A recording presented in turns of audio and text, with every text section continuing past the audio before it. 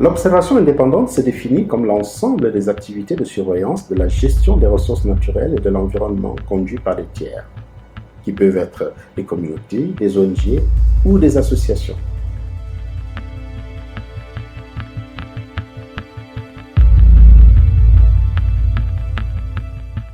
Vous avez l'observation indépendante mandatée et l'observation indépendante externe ou non mandatée.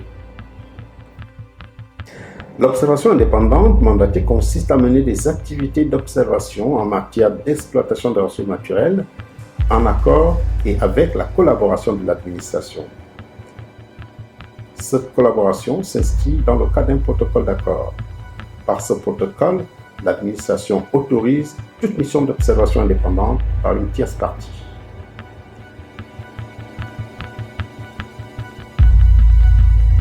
L'observation indépendante externe, quant à elle, est menée sans mandat par des citoyens ou des organisations de la société civile. Elle ne requiert donc pas d'accord préalable de l'administration. Chaque modèle a ses avantages et ses inconvénients.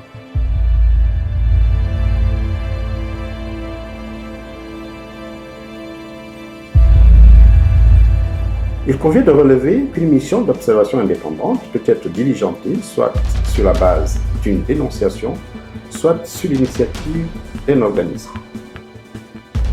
Toutefois, quel que soit le mode choisi, les étapes suivantes sont nécessaires pour une mission d'observation indépendante.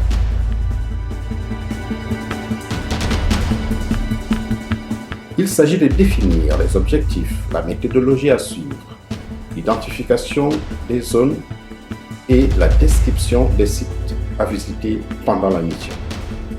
Elle comprend également la préparation du calendrier de la mission. D'une manière générale, cette phase répond aux questions suivantes. Où se rendre? Quand s'y rendre? Comment? Avec qui? Et à quel coût? On doit donc s'assurer, avant de partir, d'avoir tous les documents et toutes les informations nécessaires. C'est la phase pratique d'observation indépendante qui consiste en une collecte de données. La collecte se déroule en 3 étapes.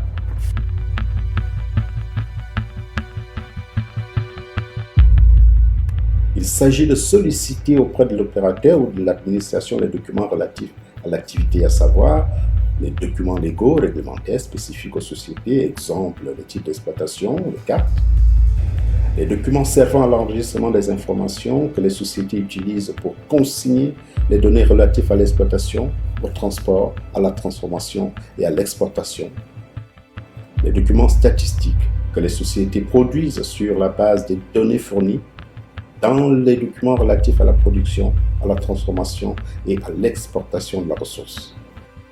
Les documents de l'administration, ils concernent le paiement des taxes et des amendes ou encore des procès-verbaux établis, les rapports de mission, les rapports d'activité, les comptes rendus de réunions.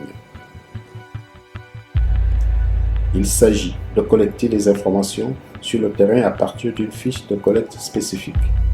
Au cours de cette étape, les observateurs indépendants accompagnent les informations par des éléments de preuve, notamment les images et les coordonnées GPS.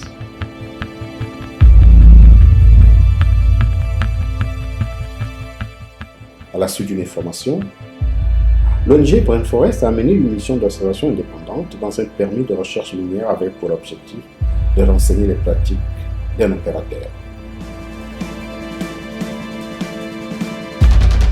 Ces entretiens peuvent se faire avec les membres des communautés ou les employés de la société concernée.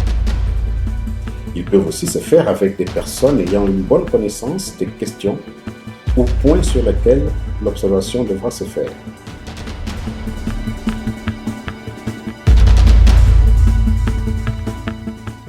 Nous avons eu une information selon laquelle il y aurait une exploitation minière non respectueuse des lois à côté d'un permis forestier. Et donc nous nous sommes rendus sur place déjà pour essayer de documenter par rapport à la loi toutes les pratiques de cet opérateur. Donc, pour l'instant, nous avons fait un certain nombre d'observations. Il y a des essences exploitables, donc des arbres qui sont coupés.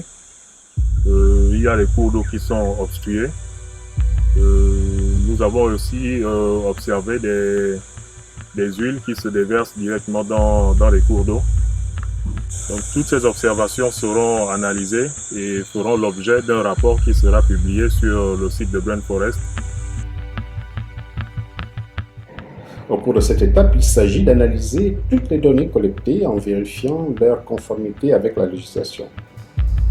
Chaque observation est assortie de recommandations qui sont adressées soit à l'opérateur ou à l'administration de tutelle.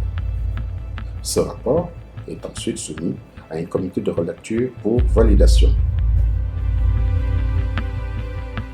Après l'étape de la validation, le rapport est transmis aux différentes parties prenantes pour la mise en œuvre des recommandations.